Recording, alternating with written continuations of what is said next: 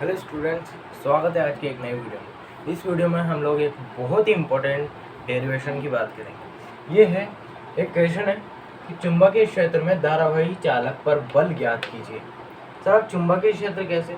आपको क्या करना पड़ेगा, इसमें कल्पना करनी पड़ेगी। ठीक है, तो कल्पना करते हैं। एक पथ की, एक पृष्ठ की कल्पना करेंगे।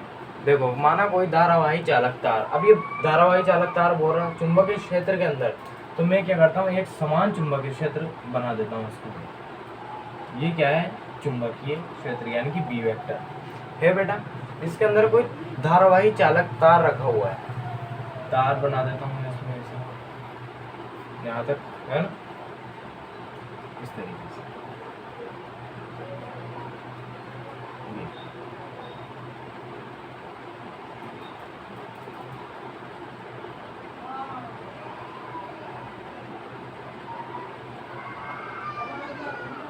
ठीक है, ये बना देता हूँ। अब ये माना कि ये एल लंबाई का है और थीटा कोण पर रखा है। ये कितनी लंबाई का? एल लंबाई का, और थीटा कोण पर रखा है। इसमें आई धारा प्रवाहित हो रही है। यार सर, चालक तार है तो धारा ही तो प्रवाहित होगी उसमें, और क्या प्रवाहित करोगे? ठीक है, तो इसमें धारा प्रवाहित हो रही है। अब एक इम्पोर्टेंट जानकारी मैं आपको दे देता हूँ, वो है लॉरेंस बल। लॉरेंस बल का भी क्वेश्चन आता है, एक नंबर में बहुत इंपॉर्टेंट क्वेश्चन आता है उसका भी, कि लॉरेंस बल क्या है। देखो, यदि कोई आवेशित कण किसी चुंबकीय क्षेत्र में गति करता है तो उस पर गति की दिशा वह चुंबकीय क्षेत्र की दिशा है, मतलब चुंबकीय बल की दिशा में के लंबवत एक बल आरोपित होता है, जिसे लॉरेंस बल कहते हैं। नॉर्मली एफएम के नाम से जाना जाता है। इस तरीके से लागू हो रहा है ना, ये नियम था उसका। तो इसके बारे में किसी न किसी वीडियो में पढ़ लेंगे भाई, लॉरेंस बल क्या है। ठीक है, अभी आप लोगों को पढ़ना क्या है, धारावाही चालक पर बल ज्ञात करना है। ये डेरिवेशन है, काफ़ी इंपॉर्टेंट डेरिवेशन रखता है ये।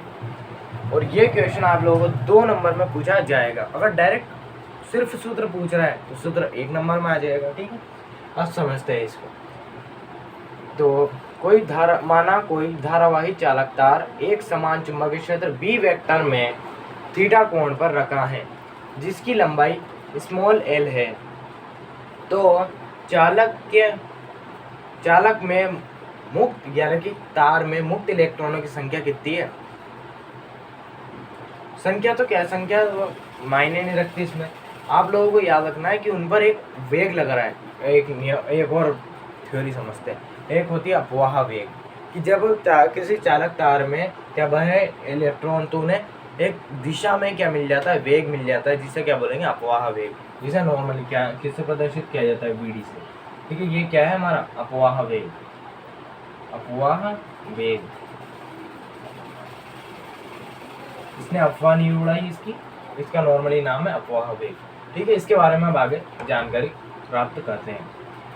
तो इसके वीडी के कारण इस पर लगने वाला चुंबकीय बल, अब एफएम तो नहीं मानेंगे सर, क्योंकि वो लॉरेंस बल था। तो अब क्या होगा, एल लंबाई है ना, तो Q B D vector cross B vector, ये उसका नियम है। एक तरीके से सेम नियम है बिल्कुल, किसका? अपने लॉरेंस बल का।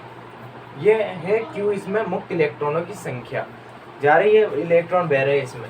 अब इसे ओपन करते हैं, छोटी क्लासों में पढ़ के आए होंगे। ये अदिश रूप लिखा जाता है इन्हें, B sine theta, Q V B sine theta. अब चाहो तो दिशा ले लो इसकी, यानी कि डॉट एन के। समीकरण नंबर 1 नाम देंगे, वो भी किसको, इसका परिमाण रूप, क्या अदिश रूप लेने पर। ठीक है, कुछ भी बोल सकते हैं यहाँ पर, परिमाण लेने पर। F बराबर Q V D B sine theta. ठीक है, एन के साथ दिशा है ना, तो हटेगी। ये नाम दे देता हूँ मैं इसको, समीकरण नंबर 1। अब देखो, मैंने पहले भी बताया आप लोगों को कि हमेशा जब किसी चीज़ को मान ज्ञात करने के लिए लिया जाता है तो उसका पहले अल्पांश लिए जाते हैं।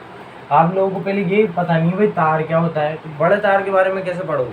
पहले इतना सा पता होना चाहिए कि सर इतने से टुकड़े में कितने आवेश बह रहे हैं, कितने इलेक्ट्रॉन बह रहे हैं, वो याद होगा। फिर आगे वाले में तो थोड़ा और बढ़ाते जाएंगे, फिर ऐसे करके पूरे लंबे तार में भी हम संपूर्ण लंबाई, यानी कि अनंत लंबाई के तार में भी क्या ज्ञात कर सकते हैं, इलेक्ट्रॉनों की संख्या, है ना। तो पहले एकांक पता होना चाहिए, तो माना एकांक आयतन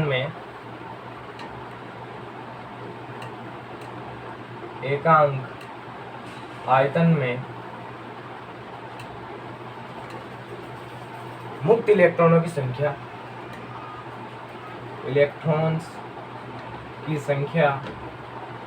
कितनी है? n है, स्मॉल n है। जबकि काट क्षेत्रफल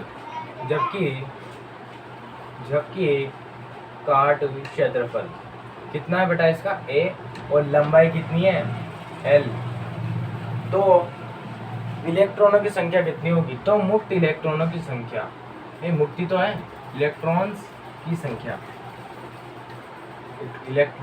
संख्या कितनी हो जाएगी? n कोष्टक में al हो जाएगा।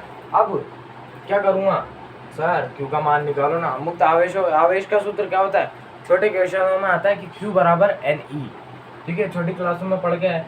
तो क्या होगा? आवेश, तो इलेक्ट्रॉन्स का आवेश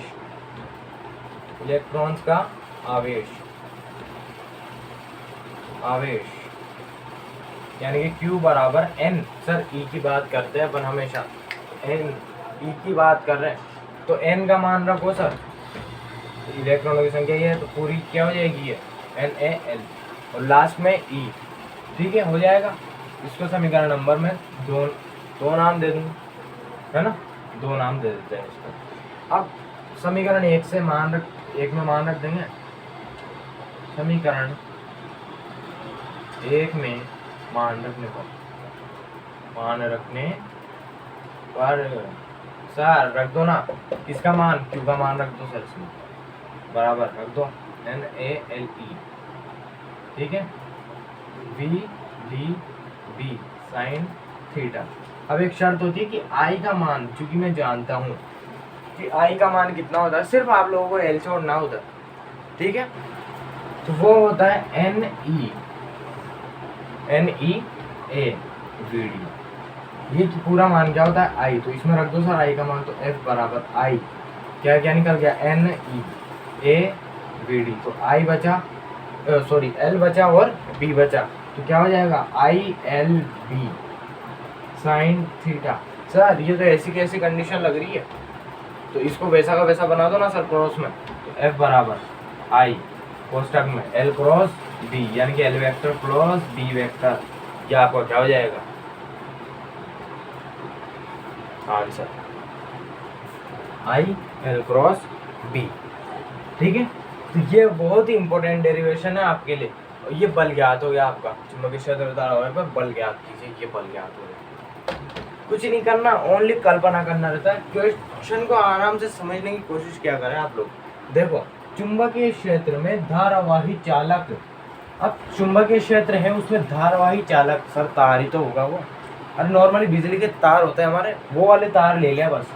क्वेश्चन में समझ लेना आधी चीज़ें, बाकी आप लोग कुछ कर सकते हो आगे।